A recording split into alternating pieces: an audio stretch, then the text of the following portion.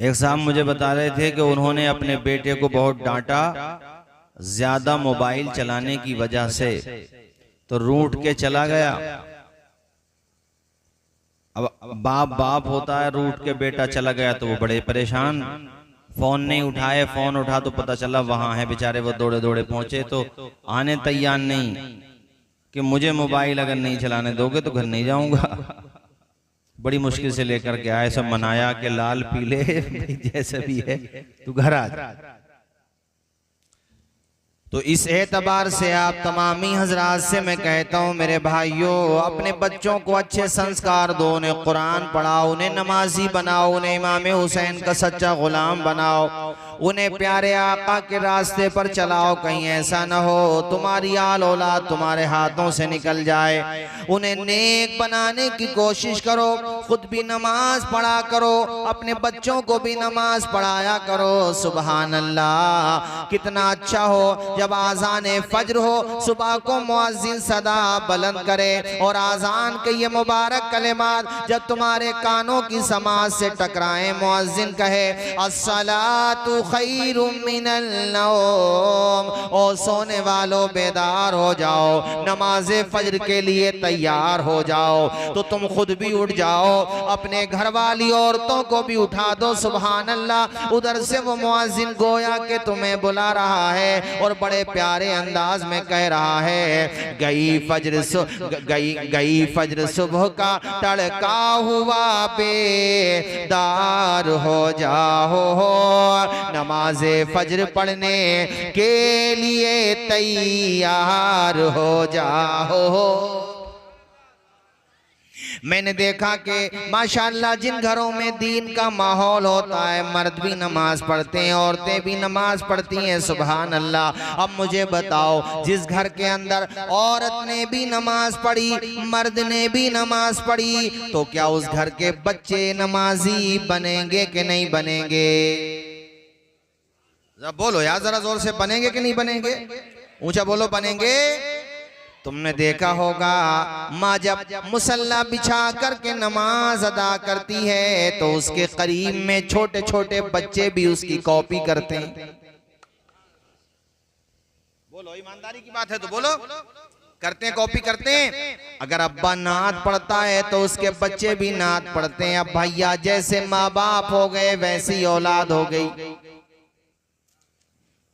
अब घर में पता ये चला, न बाप उठा सुबह में, न माँ न भाई, कोई नहीं उठा, तो घर में नहुसती बरसेगी। बताओ बरकत कहाँ से आएगी? अगर तुम्हें वाकई सच्चा दर्द है अपने मजहब का तो सबसे पहला काम यह है कि अपनी पेशानी में सजदों की तड़प पैदा करो, नमाजी बन जाओ। और वो दौर याद करो कि जब मस्जिदों में छप्पड़ होते थे, छत क्या होती थी? वो छप्पड़ होता था। क्या गुर्बत का दौर था, मगर जब हजरत बिलाल आजान देते थे, सुभान अल्लाह, कैसा रंग छा जाता था। जो खड़ा है वो खड़ा रह जाता था और दुकान वाले दुकानें बंद कर देते थे। सारे लोग दौड़े दौड़े मस्जिद नबवी की तरफ चलते हुए आ जाते थे। दी हजरते बिलाल ने काबे से जब सदा, हय्या अला सलाती हय्या अला सला, जोर से बोलो मेरे साथ। दी हजरते बिलाल ने काबे से जब सदा, अल्लाह खुश रखे भाई, माशाल्लाह आप लोग बहुत अच्छा सुन रहे हैं, जोर से पढ़ें।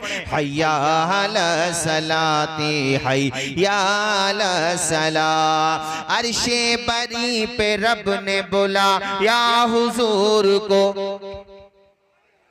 अर्शे बरी पे रब ने बुलाया हुजूर को, जिब्रील आए और जगाया हुजूर को, अपनी रजा का जाम पिलाया हुजूर को, चलने लगे तो रब ने बताया हुजूर को, उम्मत से जाके कहना यही तोहफा है मिला। बोलो हय्या, अरे झूम के बोलो ना यार, हय्या अला सलाती हय्या। इस्लाम के अलम को उठा या हुसैन,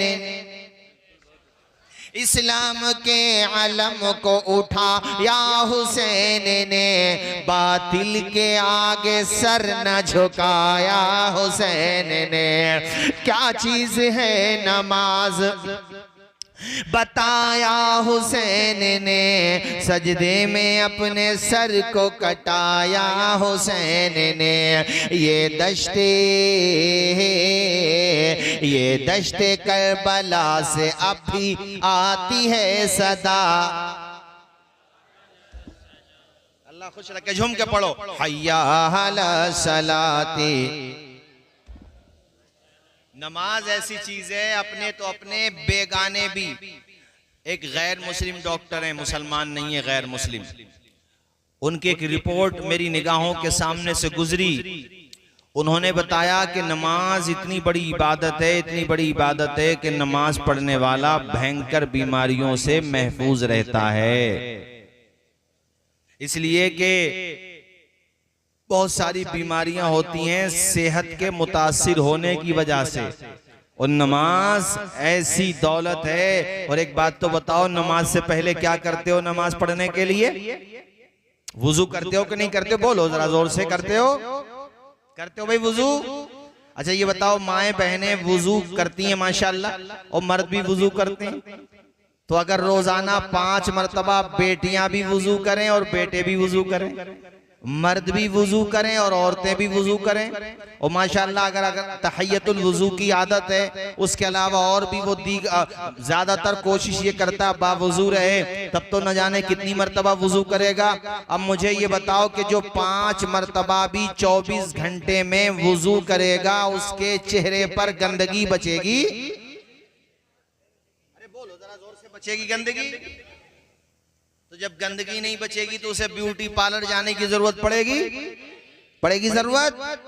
मगर हमने देखा है, औरतें तो खैर औरतें हैं ही, बदनाम हैं ही औरतें तो ज्यादा, मगर मैंने देखा भाईजान के मर्द भी बाज हैं, जब बाल कटवाएंगे मुंह में दांत नहीं, पेट में हाथ नहीं, और फिक्ट्री लगवा रहे हैं। फिक्ट्री बोलते हैं, फैक्ट्री बोलते हैं यार, जो भी बोलते हैं। और फिर वो ब्यूटी पार्लर में जाके अलग अलग तरह की क्रीम लगवा रहे हैं। उनको ये लगता है कि ब्यूटी पार्लर में हम क्रीम पाउडर इस्तेमाल करके शायद बहुत ज्यादा खूबसूरत हो जाएंगे। याद रखना, खूबसूरती चाहते हो तो ब्यूटी पार्लर से नहीं मिलेगी, सजदों से मिलेगी और तहज्जुद की नमाजों से मिलेगी। जरा झूम के बोलो यार, झूम के। ये हमारे बुजुर्ग बैठे, कितनी उम्र होगी आपकी? 75 साल की उम्र है, देखो माशाल्लाह, और करंट खूब है अब भी अल्हम्दुलिल्लाह। अगर मैं पैदल भेज दूं यहां से तो सलेम सराय तक चले जाओगे? हैं? चलो मुरादाबाद तो ज्यादा दूर हो गया, मगर सलेम सराय तक तो चले ही जाएंगे यहां से। हैं? ढकिया तो करीब में दौड़े दौड़े पहुंच जाएंगे। 77 साल की एज है भाईजान। जान देखो, चूंकि इन्होंने प्योर चीजें खाई, दही इन्हें मिला, मठाई इन्हें मिला, ओरिजिनल दूध इन्हें मिला, अल्लाह आपका भला करे, आपने याद दिलाया, गुड़ इन्हें मिला, और हमारे जवानों को क्या मिला? Thums Up, Coca Cola. अबे किधर से अक्ल में फोला? ये क्या मुसीबत है कोका कोला। याद रखो, बाइकाट कर दो इन सारी चीजों के। उलमा ने ऐलान किया है बाइकाट करो, ये सेहत के लिए हानिकारक हैं। ये टॉयलेट धोने की दवाएं समझ लो, दवाएं, बल्कि दवाएं क्या है, बस तेजाब है, तेजाब। अगर तुम्हें गर्मी की परेशानी है और गर्मी भगाना है तो ये Thums Up, Coca Cola, Pepsi, Mirinda और ये जितनी भी अलाए बलाए चीजें हैं बिला वजह की, इनको इस्तेमाल ना करो। रूअफ़ज़ा लेकर के आ जाओ, अल्लाह आपका भला करे। घर पे दही का इंतजाम कर लो, अल्लाह आपको खुश रखे। दूध में बर्फ डालो और इस्तेमाल करो, पियो उसको। और सबसे बेहतर चीज तो ये है, नींबू लेकर के आओ, थोड़ी सी चीनी घोलो पानी के अंदर और बना लो शिकंजी, पी लो। जनाबे वाला ना कोई बीमारी लगेगी, ना कोई साइड इफेक्ट होगा, और सबसे बड़ा फायदा ये होगा कि जनाबे वाला जो तुम चाह रहे हो वो काम भी हो जाएगा और तुम्हारी सेहत का इंतजाम भी हो जाएगा। मेरी बात समझ गए जो मैं कहना चाह रहा था या नहीं समझे? तो इसलिए मैं दुकानदारों से भी कहूंगा जो भी विलेजेस में, टाउन एरियाज में, शहरों में दुकानदार हैं, आप लाना बंद करो ये और अपने इंडिया के प्रोडक्ट बेचो। और ये जो है धूप भगाने के लिए, गर्मी बहुत ज्यादा हो रही है भाई साहब, 48 डिग्री गर्मी, बताइए कोई ठिकाना है? मगर ये देखो, मैं इसलिए इनका जिक्र कर रहा हूं कि चेहरा चमक रहा है, सुभान अल्लाह। इन्होंने बेचारों ने ब्यूटी पार्लर का नाम ना सुना होगा, क्या चीज है। और इनसे अगर मैं कहलवाऊं ये लफ्ज तो कह नहीं पाएंगे। तुम ब्यूटी पार्लर में जाके इतना करंट नहीं रख सकते, इतनी जान नहीं रख सकते। हमारे जवानों की जान और इनकी ताकत तो मोबाइल ने पी ली। मोबाइल को जोक समझ लियो, जोक समझते हो? हाँ, जो सही इस्तेमाल करें तब तो ठीक है, लेकिन भाईजान नौजवान लड़के हमारा बहुत गलत इस्तेमाल कर रहे हैं, नौजवान बच्चे। और मैंने तो मुस्लिम बच्चियों को देखा टिकटॉक पे आकर के छोटी छोटी वीडियो बना करके नाचती नजर आ रही हैं। मुस्लिम बहनें उरिया लिबास पहने हुए, ऐसा लिबास पहन कर बरह ना लगे। बताइए, मुझे हमारे दोस्तों ने बताया कि ऐसे ऐसे वीडियोस मुस्लिम लड़कियां, ऐ मेरी कौम की बेटियों, तुम्हारी इफ्फतो पारसाई की कस्में खाई जाती थी, तुम्हारे पर्दे की कस्में खाई जाती थी, आज तुम्हें क्या हो गया, कहां तुम चली गई हो? जवानों, तुमसे भी कहता हूं, और ऐ मेरी बहन बेटियों, तुमसे भी कहता हूं, नबी का तरीका अपना लो। रब्बे काबा की कसम, शोला भी तेरे हाथ में गुलजार बनेगा जिस दिन तुम मोहम्मद का वफादार।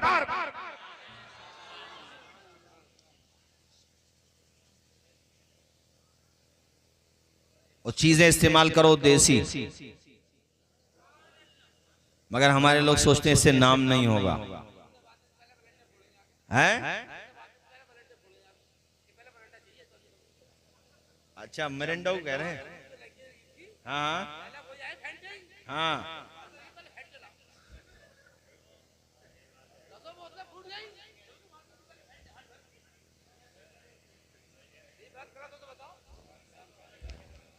बिल्कुल सही कहा।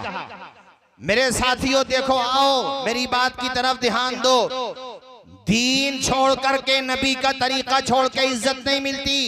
हमारी कौम की एक बेटी अपने कॉलेज में टॉप करती है, इंतजामिया मैनेजमेंट की तरफ से उसको प्राइज देना था, इनाम मिलने वाला था। इनाम लेने के लिए जब वो डाइस पे गई तो वहां पर आपको पता है आजकल क्या हालात चल रहे हैं। कुछ टीचर्स ने उससे कहा, सर से नकाब हटाओ, सर से हिजाब और चेहरे से नकाब हटाओ, तब मिलेगा तुम्हें ये इनाम, वरना नहीं मिलेगा, तुम्हारा नाम काट दिया जाएगा। कुर्बान जाओ उस माँ की तरबियत पे जिस माँ ने अपनी बेटी को ऐसी शानदार तरबियत दी। कुर्बान जाओ उस इस्लामी बहन पर, उसने जवाब दिया। अखबारात में ये खबर शाये हुई थी और बहुत वायरल हुई थी सोशल मीडिया पे। उस कनीज़े फातिमा ज़हरा ने जवाब दिया था, ऐ लोगों, जरा से इनाम के लिए तुम मुझसे मेरा पर्दा लेना चाहते हो, खबरदार, ऐसे इनाम को मैं पांव की ठोकर पे रखती हूं जो इनाम मुझे मेरे दीन से दूर कर। और अखबार में छपा, उस बच्ची ने जो जवाब दिया उसको मैं 4 मिसरों में सुनाना चाहता हूँ। बुलबुल से बहरहाल नशे मन न छुटेगा, बरक़े तपा के खौफ से गुलशन न छुटेगा, माहौल गर्चे अपने मवाफिक ये नहीं है, पर या रसूल अल्लाह आपका दामन न छुटेगा। ऐसे बनो, सच्चे बनो, दुनिया क्या कहती है परवाह न करो, तुम सही रास्ते पे रहो, सच्चे रास्ते पर रहो। आज मुझे एक शिकायत ये भी मिली, और ये यहाँ की शिकायत नहीं, कभी आप सोचें सिर्फ हमारे गांव की बात कर रहे हैं मौलाना साहब, मैं सब जगह की बात कर रहा हूँ। हमारे बाद जवानों के अंदर बुरी सोसाइटी में बैठने की वजह से नशे की आदत पड़ती चली जा रही है। पता चला इन्होंने बियर का इस्तेमाल किया, पता चला कि इन्होंने शराब का दीगर शक्लों में इस्तेमाल किया, किया, किन्होंने बहुत सारे लोगों ने नशे की गोलियां इस्तेमाल की। अल्लाह ताला माफ फरमाए, कैसा मुआशरा होता चला जा रहा है। ए जवानों, तू नशे में खोता चला जा रहा है। बाज लोगों के बारे में पता चला कि वो जनाबे वाला ड्रीम 11 पे सट्टा लगा रहे हैं, सटोरिये बन रहे हैं, जुआरिये बन रहे हैं, कितने लोग शराबी बन रहे हैं। ए जवानों, तुम किधर चले गए? न तुम्हारी दुनिया आबाद होगी, न तुम्हारी आखिरत आबाद होगी। याद रखो, अगर तुम सही माना में सच्चे इंसान बनना चाहते हो, नबी के गुलाम बनना चाहते हो, सच्चे मुसलमान बनना चाहते हो, तो बुरी आदतों को छोड़ दो। तू शराब का जाम पी के, नशा करके, गंदी नाली का पानी पीने नहीं आया था। अरे दुनिया में तू तो तलवारों की झनकार में सजदा करने के लिए आया था। अभी हमने अखबार में पढ़ा कि पहले वो जुए में अपना मकान हार गया, गाड़ियां हार गया और आखिर में बीवी हार गया। बुरी सोसाइटी से दूर रहना साथियों। हजरत दादा मियाँ के उर्स में आए हो तो उनका तरीका अपनाओ, हैं, उनके रास्ते पे चलो, नेक बनो। और ए जवानों, तुमसे एक बात मुझे और कहना है, अपने माँ बाप के फर्मा बरदार बनो, उनका खून न पियो। हैं, तुम्हें 5 भाइयों को, 10 भाइयों को, 12 भाइयों को, बाज ने 8 भाइयों को, तुम 8 भाइयों को तुम्हारे बूढ़े माँ बाप ने भूखा रह के दिन रात कमा करके पाल के दिखाया, पोस के दिखाया, हैं, परेशानियां उठाई।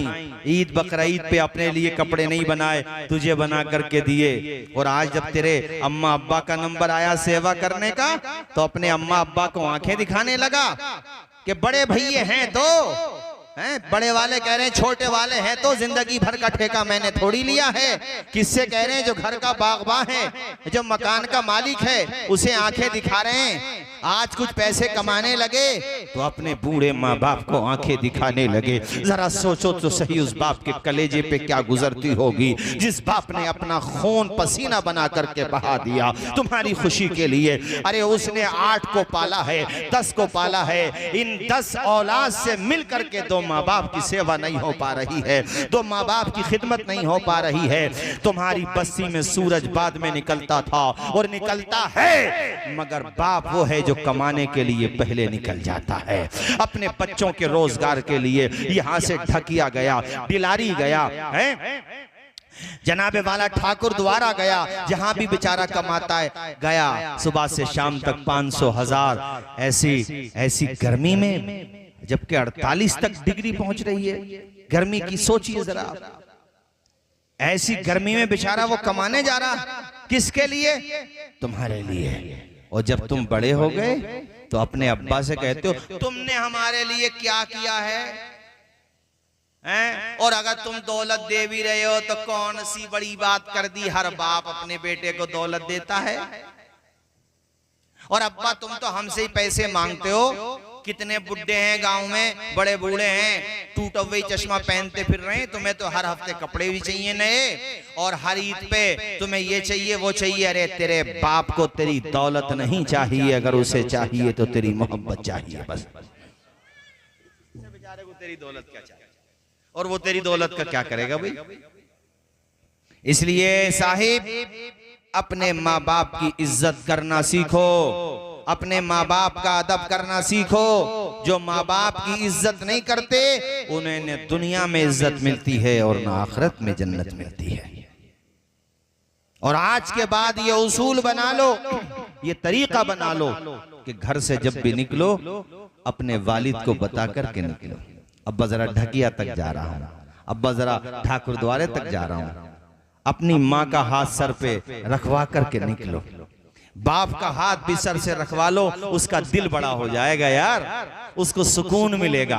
वो जब नमाज पढ़ने मस्जिद में जाएगा ना, तो जैसे हमारे बुजुर्ग बैठे इन लोगों से कहेगा, अरे भाई सबकी औलाद एक जैसी नहीं होती, मेरा बेटा बेटे वाला हो गया, बेटी वाला हो गया, आल औलाद वाला हो गया, मगर आज भी मेरे मशवरे के बगैर घर से बाहर कदम नहीं रखता। मस्जिद के दरवाजे पे वो बाप कहेगा अल्लाह ताला ऐसी नेक औलाद सबको दे जैसी नेक औलाद अल्लाह ने मुझे दी है। कई पली खून बढ़ जाएगा, सर पे हाथ रखवा लिया कर। और माँ का हाथ जब सर पे रखवाया और घर से निकला कर तो ये 4 मिसरे पढ़ लिया कर, हमारे कुछ गुनाहों की सजा भी साथ चलती है, अब हम तन्हा नहीं चलते, दवा भी साथ चलती है, अभी जिंदा है माँ मेरी, मुझे कुछ भी नहीं होगा, मैं घर से जब निकलता हूँ दुआ भी साथ चलती है। वलियों के सरदार, आज जो हम वलियों को मानते हैं यहाँ भी तो एक वली की मोहब्बत में बैठे हैं। वलियों के जो सरदार हैं, बताओ क्या नाम है उनका, जोर से बोलो। गौसे आजम, लक़ब क्या है उनका? नाम तो उनका अब्दुल कादिर जिलानी है। ऊंचा बोलो, क्या कहते हैं उनको? गौसे। 11वीं होती है कि नहीं होती है? बताओ, माँ की दुआएं ली कि नहीं ली उन्होंने? वाकया तो सुना, बस मैं तवज्जो दिला रहा हूँ। जब बगदाद शरीफ पढ़ने गए तो सर पे हाथ रखवाया कि नहीं रखवाया है? तो तुम भी यही तरीका अपनाओ, अपनी माँ की दुआएं लिया करो, उनकी खिदमत किया करो, उनकी तबीयत खराब रहती है सर दबा दिया करो, अच्छे डॉक्टर को दिखाओ। तुमने जो कुछ कमाया वो माँ बाप की मोहब्बत ही का सिला है, ज्यादा से ज्यादा उनकी सेवा किया करो, खिदमत किया करो। अल्लाह तुम्हें खूब दे, खूब फलो फूलो, अपने माँ बाप के पास बैठा करो। यार दोस्तों के साथ घूमने का तो तुम्हारे पास खूब टाइम है, मोटरसाइकिल से कभी यहाँ कभी वहाँ। ओ यार कुछ देर अपने बाप के पास बैठ जाया कर, माँ के पास बैठ जाया कर, अपने माँ के सर में तेल डाल दे, मालिश कर दे, सर दबा दे, अपने वालिद के सर में तेल डाल दे, मालिश कर दे, सर दबा दे, उनके कदम दबा दे, उनकी खूब दुआएं ले ले। ऐ मेरे भाई, इनकी दुआएं रद्द नहीं होती हैं, ये तुझे दुआएं देंगे, अल्लाह ताला तेरी दुनिया भी चमका देगा, मरने के बाद जब दुनिया से जाएगा तो जन्नत में पहुंचेगा इंशाअल्लाह। जोर से बोलो इंशाअल्लाह, और मचल के बोलो। और माँ तो ऐसी हस्ती है, मुझे 4 मिसरे याद आते हैं कि ज़मीं पर एक ही औरत दिखाई देती है, फ़कत माँ की मोहब्बत दिखाई देती है। ए बूढ़ी माँ, तेरे चेहरे की झुर्रियों की कसम, हर एक लकीर में जन्नत दिखाई देती है। हमारे बाज़ जवानों की आंखों में आंसू देख के मुझे अंदाज़ा हो रहा है कि यकीनन तुम अपनी माँ से मोहब्बत करते हो, वरना इतनी खुशदिली और इतनी मोहब्बत और आंखों की नमी के साथ ये तस्करा नहीं सुन रहे होते। याद रखना, कोई वली वली नहीं होता है जब तक उसे माँ की दुआ नहीं लगती, जब तक उसे बाप की दुआ नहीं लगती है। तो मैंने ये जवानों से खास तौर पे कहा, क्योंकि आजकल ये शिकायत बहुत आ रही है कि औरों को तो छोड़ो, वो अपने माँ बाप की सुनने को तैयार नहीं है, अपने माँ बाप को आंखें दिखाने लगा है। खूब दुआएं लो।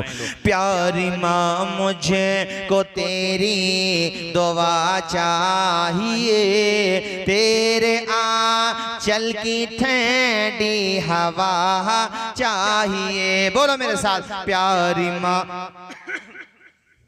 प्यारी माँ, मुझे को तेरी दुआ चाहिए, तेरे आंचल की ठंडी हवा चाहिए। मुझे याद आया एक माँ का वाकया, ये सुनाऊं और बस आपकी दुआओं से याद आ गया। बड़ा प्यारा वाकया याद आया कि एक माँ है और उसके 2 बेटे हैं, एक बेटा छोटा है और एक बेटा बड़ा है। और उस माँ के शौहर का, ये कह लो कि इन बच्चों के बाप का इंतकाल हो चुका है। माँ ने अपने बच्चों को दोनों को बिठाया और कहा, बेटे मेरे जीते जी अपनी जो मालियत है उसको तकसीम कर लो प्यार मोहब्बत से। इन दोनों भाइयों में से एक भाई को दौलत से बड़ी मोहब्बत है, वो दौलत का लालची है, और दूसरे को माँ से बड़ी मोहब्बत है।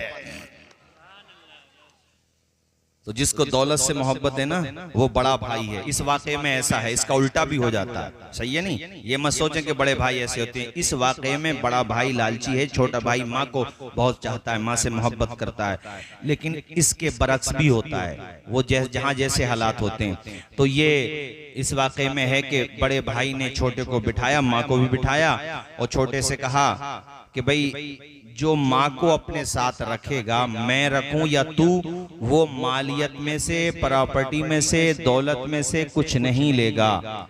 छोटे भाई की आंखों में आंसू आ गए। उसने कहा, मेरे भाई, मैं इसलिए नहीं रोया कि मुझे तू दौलत नहीं दे, आप दौलत नहीं देंगे, रो इसलिए रहा हूं कि तुमने माँ के मुकाबले में चंद टकों को रख दिया है। अरे अल्लाह ताला ने जिसके कदम के नीचे जन्नत को सजाया है उसके सामने चंद टकों की हैसियत क्या है। मैं रोया इसलिए हूं कि तुमने माँ के मुकाबले में। कहने लगे ठीक है ए बड़े भाई, तुम्हें दौलत मुबारक हो, मुझे माँ की मोहब्बत मुबारक हो। सब कुछ उन्हीं को दे दिया और अपनी माँ से कहा, माँ मैं तेरा साथ कभी नहीं छोड़ सकता, इसलिए कि तेरे कदम के नीचे जन्नत है तो तेरे सर का मकाम क्या होगा। और जब अल्लाह मुझे अता करेगा अपने करम से तो तेरी दुआओं से फिर से मैं खूब माला माल हो जाऊंगा इंशाअल्लाह। बोलो यार जरा जोर से इंशाअल्लाह। बड़े भाई ने कहा कि जब मकान भी मुझी को मिल गया, सब कुछ मुझको मिल गया, तो ये मकान भी मेरा है, इसलिए तुम अपना कहीं और देखो। देखो इंसान जब दौलत के नशे में आता है तो अपनी माँ को घर से निकाल रहा है, अपने चांद से भाई को घर से निकाल रहा है। अल्लाह अकबर कबीरा। छोटा भाई अपनी माँ की उंगली थाम के घर से निकलता है। ये माँ का कलेजा होता है, घर माँ का ही तो है, सब कुछ माँ का ही तो है, मगर माँ अब भी बद्दुआ नहीं दे रही है, बस आंखें नम है, दिल का पैमाना आंखों से छलक रहा है। माँ रो रही है, रोते हुए माँ घर से निकली, अपने छोटे बच्चे को पकड़े हुए है और घर से बाहर निकलने के बाद माँ ने नम आंखों के साथ अपने मकान को पलट के देखा, अलविदा कहा कि अल्लाह जाने अभी ये मकान देखने नसीब होगा कि नहीं होगा। घर से निकलते हुए माँ ने कहा, बेटे अब हम ये शहर ही नहीं छोड़ते बल्कि ये वतन भी छोड़ देते हैं, हम बहुत दूर निकल जाते हैं। ऐसे ही हुआ। अल्लाह अकबर। वो बहुत दूर कहीं जाके दूसरे इलाके में दोनों माँ बेटे रहने लगे। पहले किराए पे रहे, बेटे ने रात में भी कमाया, दिन में भी कमाया, माँ दुआएं दे रही है, बेटा कमा रहा है। अल्लाह अकबर। इतना कमाया, इतना कमाया मेरे साथियों, उधर माँ की दुआ लग गई। माँ की दुआ का असर ये हुआ कि पहले शुरू में कुछ परेशानी आई, फाके भी किए, मगर फिर इस पैसे से वो पैसा कमाने लगा, यानी तिजारत करने लगा, अपने पैसे को इन्वेस्ट करने लगा। अल्लाह ताला ने उसकी तिजारत में खूब बरकत दी। नौबत यहाँ तक पहुँच गई, आज पोजीशन ये हो गई कि उस पूरे शहर में सबसे ज्यादा अगर कोई दौलत वाला था, सबसे ज्यादा अगर कोई शोहरत वाला था, सबसे बड़ा अगर कोई बिजनेसमैन था, सबसे ज्यादा अगर किसी का शोहरा था, तो अल्लाह की अता देखो कि अल्लाह ताला ने सबसे ज्यादा अमीर अगर किसी को उस इलाके में बनाया तो इसी दुखियारी माँ के बेटे को सबसे ज्यादा माला माल कर दिया। दूर दूर तक नाम हो गया है। सूखी टहनी को साज देता है, पत्थरों को भी नाज देता है, उसकी कुदरत के सब करिश्मे हैं, मियाँ जिसको चाहे नवाज देता है। जरा बोल दो, जोर से बोल दो भाई। वाकया मुकम्मल नहीं हुआ है यार, अब शुरू हुआ है, इसलिए कि कहानी उसकी बाकी है। जिसने माँ को छोड़ा, भाई को, बोलो जरा, बोलते रहो आप भी, भाई को और किसको लिया अपने साथ? दौलत को, मकान को, जेवरात को, प्रॉपर्टी को, सब कुछ लिया। जानते हो उसका क्या हुआ? उसका भी तो हाल सुनो ना, तभी तो बात मुकम्मल होगी। धीरे धीरे उसके कारोबार में जवाल आने लगा, कारोबार डाउन होने लगा, यहाँ तक के उसके पास जो मालियत थी, जो दौलत थी, जो सोना और चांदी था, जो नकद जमा थी, जो जमा पूंजी थी, सब खर्च होने लगी और कारोबार इतना डाउन हुआ कि कर्जे में डूब गया। और कर्जा इतना हुआ कि सब कुछ बेचने के बाद भी कर्जा अदा नहीं हुआ। अल्लाह अकबर। और जिनका कर्जा होता है वो तो खाल भी नोच लेते हैं, हर इंसान तो रहम दिल नहीं होता है। इतना मजबूर हो गया कि भीख मांग करके 2 वक्त की रोटी खाने पे मजबूर हो गया। माँ को छोड़ने का अंजाम देखो, माँ का दिल तोड़ने का अंजाम देखो। और उधर माँ का साथ देने का फल देखो। मेरे दोस्तों, ये बात अभी मुकम्मल नहीं हुई है, सुनो मेरे साथियों। ये भीख मांगने लगा, लोग कर्जे का तकाजा करते थे इसलिए इसने शहर छोड़ दिया, इधर उधर जाके रहने लगा, वहीं पे भीख मांगता था, झोड़ी झुपड़ियों में रहता था, ऐसे ही अपना खर्चा पानी पूरा किया करता था। एक दिन इसकी किस्मत देखो कितनी अजीब होती है, किस्मत भी बड़ी अजीब चीज होती है। एक रोज इसकी किस्मत इसे उसी शहर में ले गई जिस शहर में इसकी माँ और भाई रहते थे। अरे मैं जो बोल रहा हूं आपके समझ में भी आ रहा है कि नहीं आ रहा है? अरे जोर से बोलो, समझ में आ रहा है? जबान से बताओ यार, 2.5 किलो के तरबूज क्यों हिला रहे हो भले आदमी? समझ में आ रहा कि नहीं आ रहा? बोलो। अल्लाह खुश रखे भाई, जज़ाए खैर अता फरमाए। बहुत बहुत शुक्रिया, बहुत बहुत शुक्रिया, जज़ाए खैर। कहाँ पर सुनी थी? अच्छा माशा, अच्छा अच्छा अच्छा। अरे तो हमारे आप ये समझ लो कि उनके जरिए से हमारे भी रिश्तेदार हो गए माशाअल्लाह। अल्लाह खुश रखे भाई, जज़ाए खैर अता फरमाए। आप सबको शादो आबाद रखे, आप सबकी मोहब्बत है, वरना मैं एक शेर पढ़ता हूँ कि ये सब आपकी मोहब्बत की इनायत है, वरना मैं क्या, मेरा दिल क्या, मेरा अंदाज़े जुनूं क्या। ये तो मोहब्बत है हमारे भाईजान और आप सब लोगों की मोहब्बत है। और बल्कि ये टाइम इतना हो गया और मुझे पता है कि रात थोड़ी होती है, मगर फिर भी आप डटे हुए हैं। लेकिन तेजी के साथ मैं तकरीर खत्म करने की तरफ जा रहा हूँ, ये 2 मिसरे पढ़ते हुए कि अजीज उतना ही रखो कि दिल बहल जाए, अब इतना भी न चाहो कि किसी की ट्रेन निकल जाए। चमन रहेगा, फूल खिलेंगे, जिंदगी रही तो इंशाअल्लाह फिर मिलेंगे। बोलो इंशाअल्लाह। बड़े भाई की किस्मत एक दिन उसे छोटे भाई की चौखट तक ले गई। वो ऐसे उस शहर में जब ये भीख मांग रहा था और अपने हालात बताता था, तो किसी ने इससे हमदर्दी के नाते ये कहा, अरे भाई हमारे वहाँ एक फुला साहब हैं, नए नए मालदार हुए हैं, मगर कमाल ये है कि गरीबों पे बड़ा खर्च करते हैं। उनकी चौखट पे कोई जाता है तो खाली हाथ नहीं आता, अपनी परेशानी उन्हें जाकर के बताओ, हो सकता है कि तुम्हें कई चौखटों पे वो सब न मिला हो जो एक ही चौखट पे मिल जाए तुम्हें वो सब। इन्होंने एड्रेस पूछा, उन्होंने एड्रेस बता दिया, अब ये वहां पहुंच गए। अब चौखट अपने भाई की ही है, मकान अपने भाई का और माँ का है। भाई दिन में बिजनेसमैन हो गए थे माशाल्लाह, वो तो कमाने के लिए कहीं पे गए थे, अपने ऑफिस वगैरह, ये जहां पर भी उनका काम काज था वहां पे गए थे। अब घर पे ये जब दिन में पहुंचे, इन्होंने यूं दरवाजा खटखटाया, अंदर से इनकी माँ खाने का सामान। अच्छा एक बात याद रखो, अल्लाह ताला तुम्हें अता कर देना तो कभी बुरा वक्त नहीं भूलना चाहिए। बाज लोग होते हैं कि उनके पास दौलत आ जाए ना तो वो ये भूल जाते हैं कि सुबह मगरूर को वो शाम भी कर देता है, शोहरतें करके खत्म गुमनाम भी कर देता है। वक्त से आंख मिलाने की हिमाकत न करो, वक्त इंसान को नीलाम भी कर देता है। क्या बात है, बेशक बेशक, सुभान अल्लाह मुफ्ती साहब। कभी भी आदमी ये ना सोचे कि ये दौलत है तो मेरे पास हमेशा रहेगी। अरे यार हमेशा तो कारून के पास न रही दौलत, बेशक बेशक बेशक, बोलो रही नहीं। मैंने बाद लोगों में देखा कि उन पे पैसे आ जाते हैं तो वो गरीब रिश्तेदारों को नहीं पहचानते जी, और मालदार रिश्तेदार होगा ना तो वो कितने ही दूर का हो, बीच में 60 वास्ते आ रहे हो, 70-80 वास्ते आ रहे हो तो कहेगा रे बड़े करीबी हैं वो तो हमारे।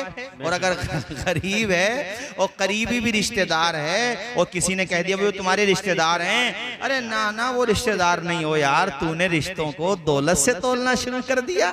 ये तो आती जाती माया है, इस दौलत का क्या है, इसने किसके साथ वफा की है। ये दौलत तो कारून की ना हुई, नमरूद की ना हुई, हामान और शद्दाद की ना हुई, जिसने जन्नत बनाई उसकी ना हुई, जिसने दुनिया की जन्नत बनाई थी शद्दाद ने, उसकी भी ना हुई। ऐ लोगों, इंसान दौलत से बड़ा नहीं होता है, इंसान अखलाक से बड़ा होता है। सुभान अल्लाह सुभान अल्लाह, जोर से बोलो इंसान अखलाक से। यार मैंने बाज लोग देखे गरीबों में बेचारे घी चटनी खिलाएंगे मगर मोहब्बत से खिलाएंगे, और कोई मालदार भी हो तुम्हें मटन खिला रहा हो, तुम्हें घूर घूर के देख रहा, तुमसे मोहब्बत से बात नहीं कर रहा, तो तुम्हें लुत्फ आएगा खाने में? मुझे बताओ, अरे लुत्फ आएगा खाने में?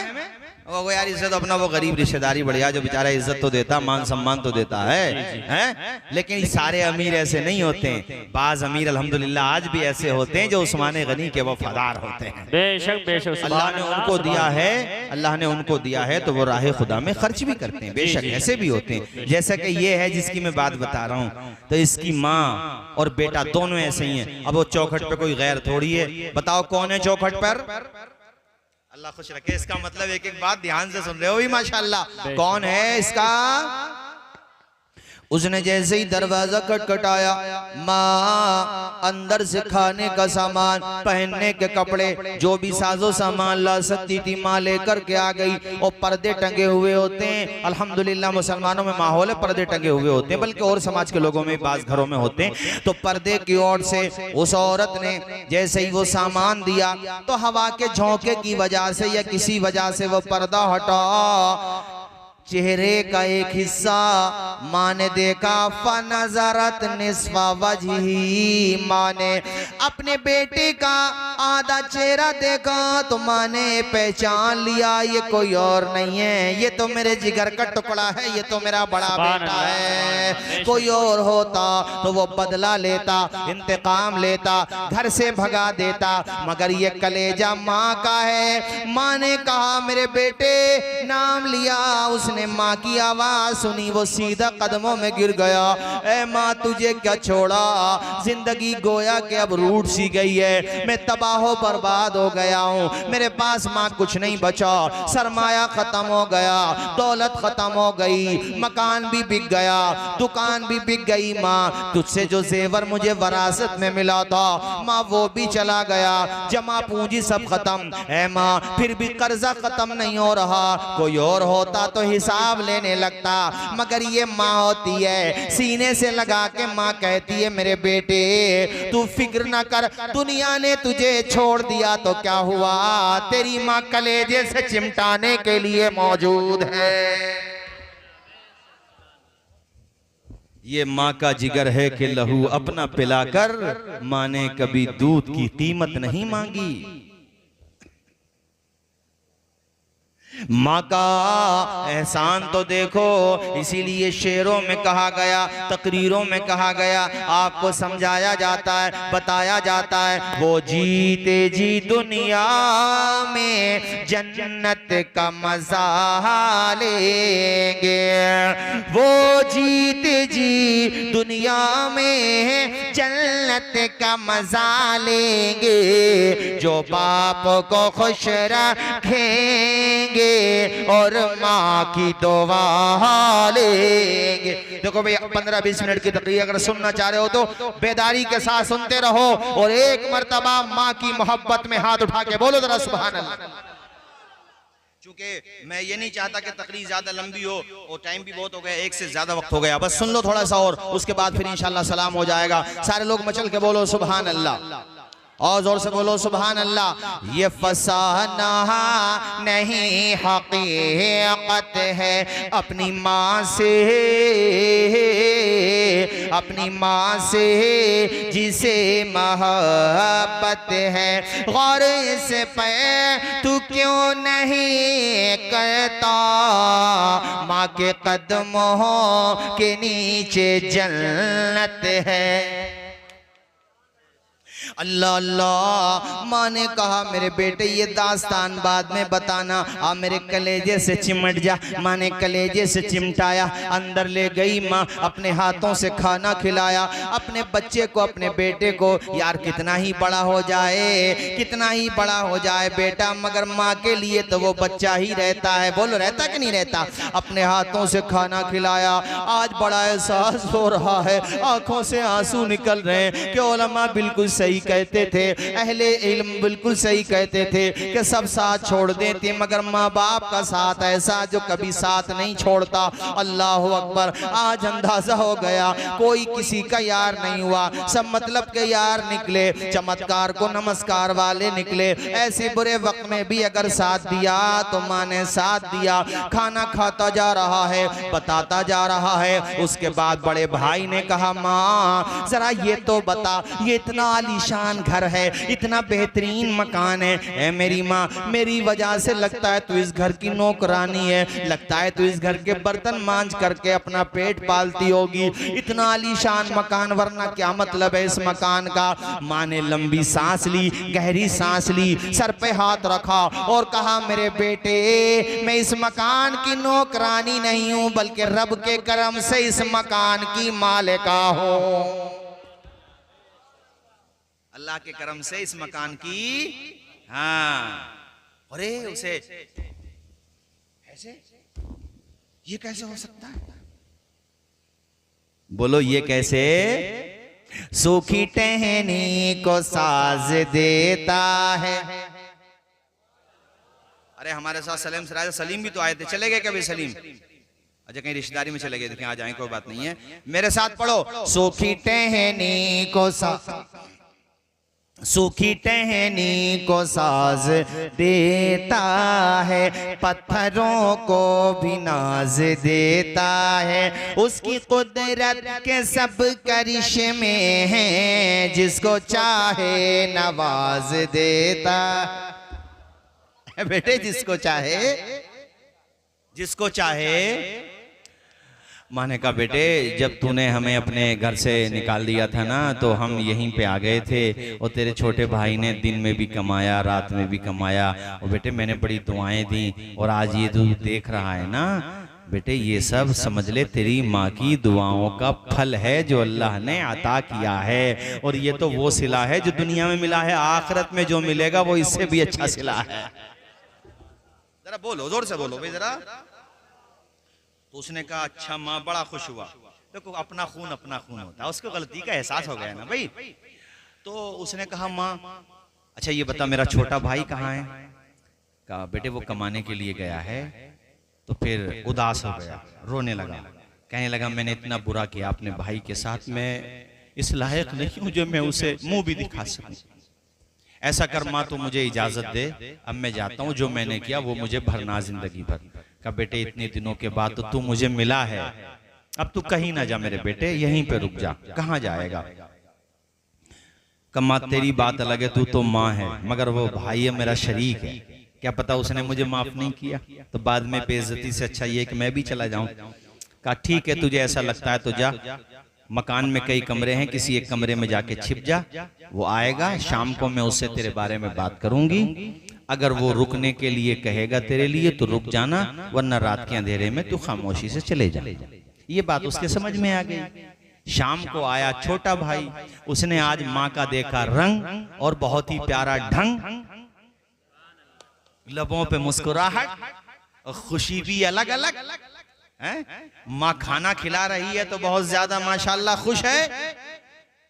बेटे ने कहा माँ एक बात बता, घर में कुछ बड़ी खुशी मिली है, घर पे कुछ हुआ है ऐसा जो आज तेरा रंग भी अलग, बोलो जरा, और ढंग भी बड़ी ज्यादा खुश है माँ तू आज, क्या हुआ है?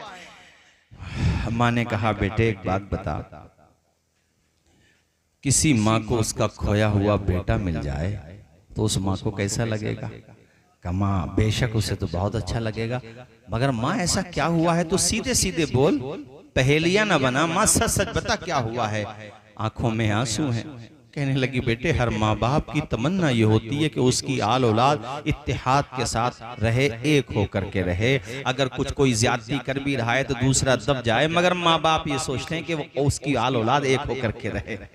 बेटे बात ये है, आज तेरा बड़ा भाई आया था और उसकी हालत ये थी कि उसके पास खाने को भी कुछ नहीं बचा है, वो अपने दरवाजे पे उसकी किस्मत उसे लेके आ गई और वो भीख मांगने के लिए आया था। बेटे मैं इसलिए खुश हूं कि इतने दिनों के बाद मैंने अपना बेटा देखा।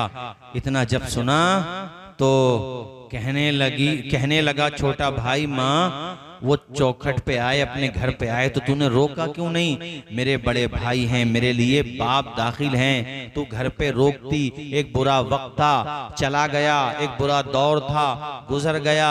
ए माँ, तू घर पे रोकती तो सही। अल्लाह अकबर। ये जवाब जब अपने बेटे से सुना, माँ ने पेशानी चूमी, आसमान की तरफ चेहरा किया और कहा, या अल्लाह, हर माँ बाप को ऐसी नेक साले औलाद दे जैसी नेक साले औलाद तूने मुझे अता की है। अल्लाह अकबर कबीरा। उसके बाद जैसे ही माँ को अपने बेटे की तरफ से एक तरीके से ये मुस्बत जवाब मिल गया, जिसको हम कहते हैं हरी झंडी दिखा दी गई, और ये पता चल गया मेरे बेटे को खुशी है कि बड़ा भाई भी यहीं पे रहने लगे। वो उस दरवाजे की तरफ बढ़ी, उस कमरे की तरफ बढ़ी जिस कमरे में बड़ा बेटा महवे आराम था। लेकिन माँ को क्या पता था कि बड़ा बेटा सो नहीं रहा है, बल्कि वो भी कमरे में दोनों माँ बेटों की बातें सुन रहा है। जैसे ही माँ बढ़ी और छोटा बेटा भी उस तरफ बढ़ा, चूंकि माँ ने बता दिया कि बेटे मैंने रोक लिया था, मुझे पता था कि तू बुरा नहीं मानेगा। पूरी बात माँ ने बता दी और कहा, जा उस कमरे में तेरा बड़ा भाई सो रहा है। इधर से छोटा बेटा और माँ दोनों उस कमरे की तरफ बढ़ रहे हैं, और उस कमरे से बड़ा भाई उठा है, वो भी चौखट तक आ गया, आगे बढ़ा, निगाहें झुकी हुई हैं और आंखों से आंसुओं का सैले रवा जारी है, आंखों आंसू जारी हैं, रो रहा है बड़ा भाई। करीब आया, कदमों की तरफ झुकने लगा, छोटे ने बाजुओं को पकड़ लिया और कहा, नहीं नहीं, तुम्हारी जगह मेरे कदमों में नहीं है, बल्कि सीने से लग जाओ, तुम्हारी जगह तो मेरे दिल में है। अल्लाह अकबर। और कहा कि आज के बाद तुम भी इसी घर में रहोगे, इसलिए कि ये घर न मेरा है न आपका है, बल्कि ये घर है हमारी और आपकी माँ का, और माँ जितना मेरा है, माँ जितना मेरी है, उतना ही माँ तुम्हारी भी है। लिहाजा ये घर जितना मेरा है उतना ही तुम्हारा। और इस तरीके से माशाअल्लाह, इस तरीके से देखो पूरा घर एक जगह फिर से इकट्ठा हो गया। बोलो जरा जोर से बोलो। माँ के दोनों बेटे एक जगह जमा हो गए। तो इस वाकये ने एक तो हमें माँ का मर्तबा बताया, दूसरा भाइयों में एक दूसरे को कितना प्यार होना चाहिए और भाई भाई होता है ये बताया। तो आप लोग भी मोहब्बत से रहो, प्यार से रहो। एक मशवरा आखिर में दे रहा हूँ, तकरीर के आखिर में, कि अगर गांव में पार्टी बंदी थोड़ी बहुत चलती भी है तो इसको थोड़ी रहने दो, बढ़ाना मत। दूसरी पार्टी में भी कोई है और वो किसी और को वोट भी देता है तो बस इलेक्शन के दिनों में थोड़ी बहुत हो जाती है, ठीक है, लेकिन उससे वो भी ठीक नहीं है। बस गनीमत इस माना करके झगड़ा वगड़े से बचो। और बाकी तुम्हारा मुखालिफ भी है, वो निगाहें बचा के चलता है ना, तो तुम निगाहें बचा के ना चलो, सलाम करके चलो। अगर उसके अंदर ईमान होगा तो एक दिन उसे शर्म आएगी और वो खुद कहेगा यार मेरी गलती है। और सलाम ये कह करके कर लो, अदब से झुकता है, झुककर सलाम करता है। फकीर दिल को सिकंदर सलाम करता है, न इसमें रहना के कोई तुम्हें सलाम करे, बड़ा तो वो है जो बढ़कर सलाम करता है। अल्लाह ताला अमल की तौफीक अता फरमाए। इंशाअल्लाह फिर कभी आएंगे भाई, अब इतना ही काफी हो गया। खड़े हो जाइए, सलाम पढ़ लीजिए। अस्सलाम। अच्छा राशिद भाई बैठे हैं क्या? अरे भाई